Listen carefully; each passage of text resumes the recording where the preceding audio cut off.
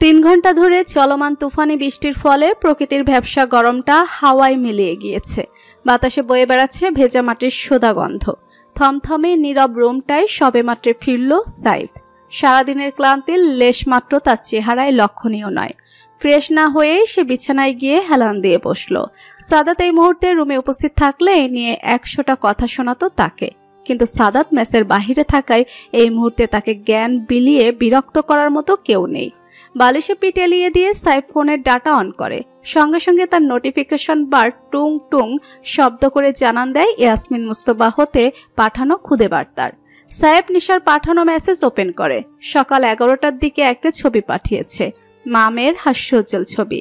ছবির সঙ্গে একটা ছোট্ট মেসেজও লিখতে ভুলেনি। গেস হোয়াট, আম্মু এসেছে। I am so happy right now. মেসেজের সঙ্গে দাঁত বের করে হাসার এক ইমোজি। সাইফ মেসেজটা দেখে মৃদু হাসে। স্ক্রল করে নিচে যেতেই দেখে আরেকটা ছবি, কাসুন্দি দিয়ে কাঁচা আম মাখার। এটা দুপুর 12টার দিকে পাঠিয়েছে। সঙ্গে লিখেছে, আপনি কাসুন্দি দিয়ে কাঁচা আম মাখা খেয়েছেন কখনো? দুর্দান্ত হয়। আমি বারান্দায় বসে মেঘলা আবহাওয়া দেখছি আর আম্মুর হাতে বানানো আম মাখা খাচ্ছি। আপনি খাবেন? সাইফ আরো এক দফা হাসে। এবার আর একটু স্ক্রল করতে এসে দেখে শেষ মেসেজটা, যেটা বিকাল 4:35 পাঠানো হয়েছে, যেখানে নিশা লিখেছে, আম্মু চলে গিয়েছে, আবার একা হয়ে গিয়েছে।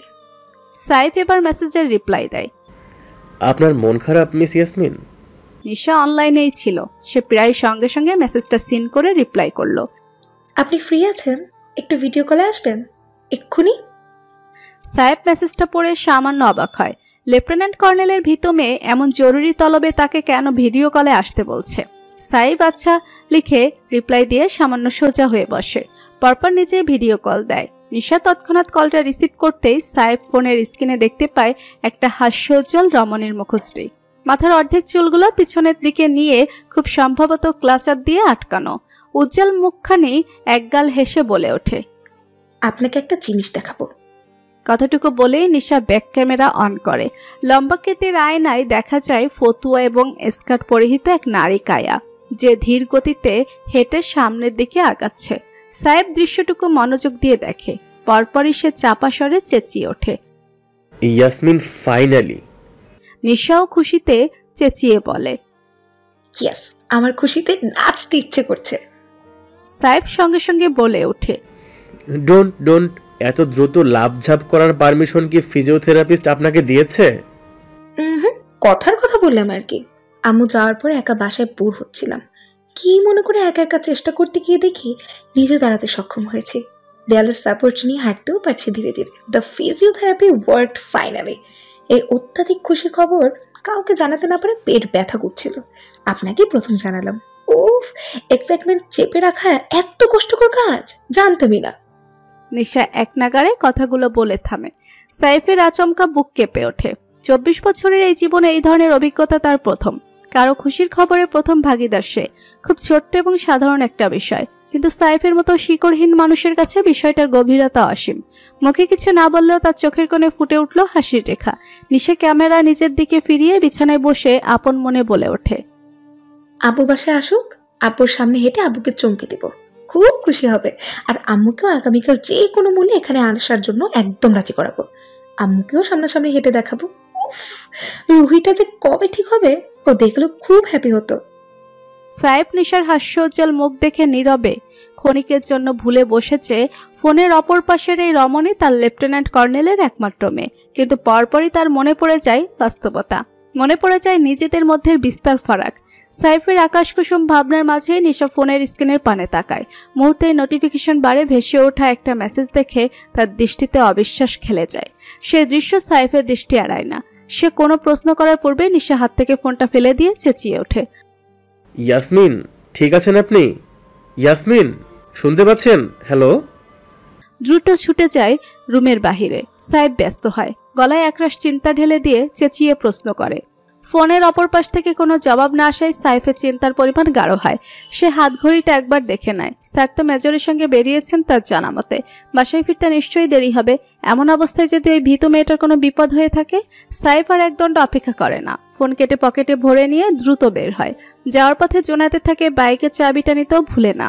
ঘড়ির কাঁটা ছুটে চলেছে অলস ভঙ্গিতে। বিছানায় গুটিসুটি মেরে ঘুমে আচ্ছন্ন নারী হঠাৎ কেঁপে ওঠে। স্বপ্নের রাজ্যে তাকে তাড়া করে বেড়াচ্ছে তীব্র ভয়। অতীতে তাকে সাহায্যকারী সায়ান্ন তালুকদারের পরিণতি চারিদিকে আতঙ্কভাব ছড়িয়ে দিচ্ছে। বিষাক্ত শ্বাসরুদ্ধকর স্বপ্নের রীতি ঘটতেই বাণী ধরফড়িয়ে উঠে বসে। ভাইয়ার লাশটা এখনো তার চোখে ভেসে আছে। আতঙ্কে বিভোর বাণীর ঘোর ভাঙে পিঠে কারো আলতো হাতের ছোঁয়ায়। সে চকিতে পাশ ফিরে তাকায়। হিরণের মুখ দর্শন হতেই সে চটে ওঠে। এক ঝটকায় নিজের পিঠ হতে হিরণের হাত সরিয়ে ফেলে। হিরণ তাতে তেমন কোনো প্রতিক্রিয়া দেখায় না, শান্ত গলায় প্রশ্ন করে, খারাপ স্বপ্ন দেখছিলে? না, বাস্তবতা দেখছিলাম। আপনার আমার ভাইকে খুন করার দৃশ্য স্বপ্ন হয়ে হানা করছিল আমাকে। হিরণ নীরব রয়, কোনো প্রত্যুত্তর করে না। বাণীর সময় নেই স্থির হতে। অতঃপর বলে ওঠে, ভাইয়ার মৃত্যুর জন্য কোনো না কোনোভাবে আমি দায়ী। এই ভাবনাটা আমাকে প্রচণ্ড মানসিক পীড়া দেয়। খুব না বড় বড় কথা বলেন, আমাকে ভালোবাসেন বলে দাবি করেন, তাহলে আমার মানসিক যন্ত্রণা বাড়াতে চাচ্ছেন কেন? কেন শুধু শুধু এই সাহায্যকারীর পরিচয় জানতে চাইছেন?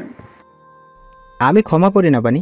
এসব অযথা সেন্টিমেন্টাল ডায়লগ ছেড়ে আমাকে দুর্বল করার চেষ্টা করো না, কোনো লাভ হবে না। বাণীর রাগে নিজেকে জুতোপেটা করতে মন চায়। দুর্জয়ের জীবন আশঙ্কা থাকে এতটাই ভীত করে রেখেছে যে সে কিনা কোনো দিশা না পেয়ে এই জানোয়ারের কাছে দয়া আশা করেছিল। আশাহত বাণী মনে মনে প্রার্থনা চায়, এই জানোয়ার তো দয়া করবে না রব, তুমি না হয় করো। আর কার কার কাছে চাইবো বলো? দুর্জয়কে হিরণের হাত থেকে রক্ষা করো। ওর পরিণতি যেন ভাইয়ার মতো না হয়।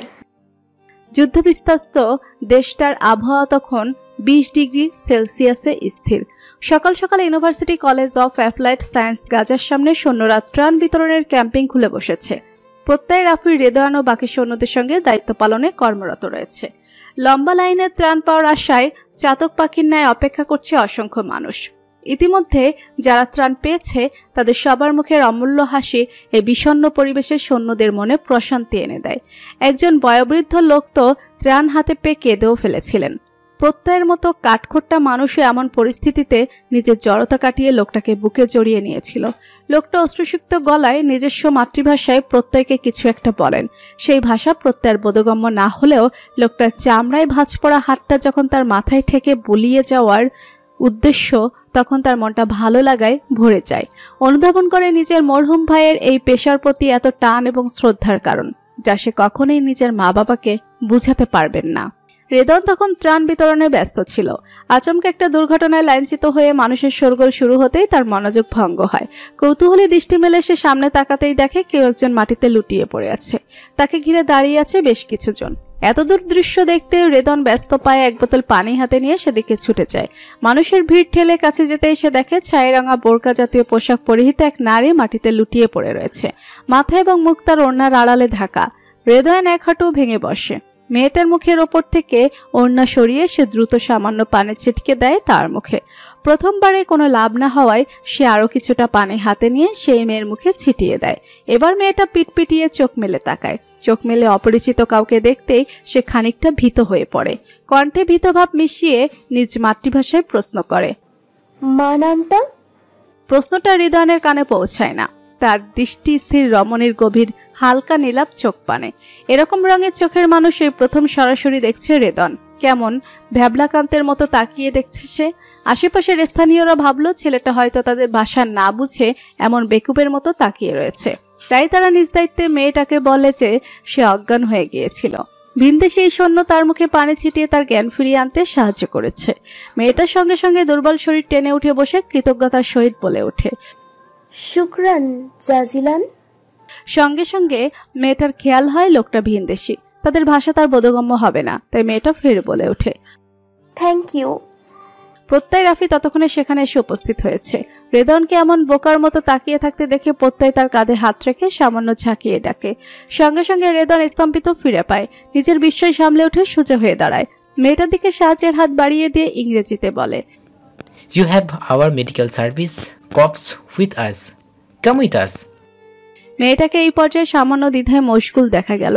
কিছু একটা ভেবে সে নিজের ভাষায় বলে ওঠে, লা আহতাজ ইলা খিদমাত তিবিয়াতিন আহতাজ লিবায়েদ আল তাইয়াম ফাকাত। মেয়েটার কথা বোধগম্য না হওয়ায় 3 বাংলাদেশি সৈনিকই চোখ শুরু করে তাকিয়ে রয়। ভিড়ের মধ্যে থেকে একটা ছেলে ইংরেজিতে ট্রান্সলেশন করে বলে ওঠে, ও বলেছে ওর মেডিকেল সার্ভিসের প্রয়োজন নেই, ওর শুধু একটু খাবারের প্রয়োজন। হৃদয়ন আগ্রহী গলায় প্রশ্ন করে, ইয়োর নেম? এবার মেয়েটা এক শব্দে জবাব দেয়, জারিয়া। নির্লিপ্ত ভঙ্গিতে মায়ের কোলে মাথা ঠেকিয়ে শুয়ে আছে নিশা। নাইমা মেয়ের মাথায় হাত বুলিয়ে দিতে ব্যস্ত। মেয়েকে কি বলে সান্ত্বনা দিবেন সেই ভাষা তার জানা নেই। সান্ত্বনার কোনো ভাষা না পেয়ে তিনি অসহায় দৃষ্টি মেলে জুলফিকারের পানে তাকায়। রুমের এক কোণে নীরবে দাঁড়িয়েছিল জুলফিকার। মেয়ের দুঃখের গভীরতা সম্পর্কে তিনি উপলব্ধি করতে সক্ষম। অতীতে তিনিও নিজের ভাইয়ের সমতুল্য বন্ধুকে হারিয়েছেন, ঠিক চোখের সামনে। বন্ধু জীবন তৃষ্ণায় ছটফট করছিল। জুলফিকার নিরুপায় ছিলেন তখন। যুদ্ধের ময়দানে বন্ধুকে বাঁচানোর সর্বোচ্চ চেষ্টা করেও শেষ রক্ষা হয়নি। আজ এত বছর পর তার মেয়েও একই যন্ত্রণার মধ্যে দিয়ে দিচ্ছে। নিউজ চ্যানেলের রাজধানীর বহুতল ভবন থেকে এক রমণী ঝাঁপিয়ে আত্মহত্যা করার খবর পাওয়ার পর থেকে মেয়েটা এমন ফুফিয়ে কাঁদছে। বারবার আফসোসের সুরে বলছে, সব দোষ আমার। আমি আমার বন্ধুর খারাপ সময় তার পাশে ছিলাম না। রুহি কতটা কষ্ট পাচ্ছিল একা। নিশা বন্ধুকে শেষবারের মতো একবার দেখার বায়নাও করেছিল খুব। নাইমা এই ব্যাপারে বাদ সাধলেও জুলফিকার মেয়ের আবদার রাখেন। ইমার্জেন্সি 2টো টিকিটের ব্যবস্থা করেন, চট্টগ্রাম টু ঢাকার ডিরেক্ট ফ্লাইট।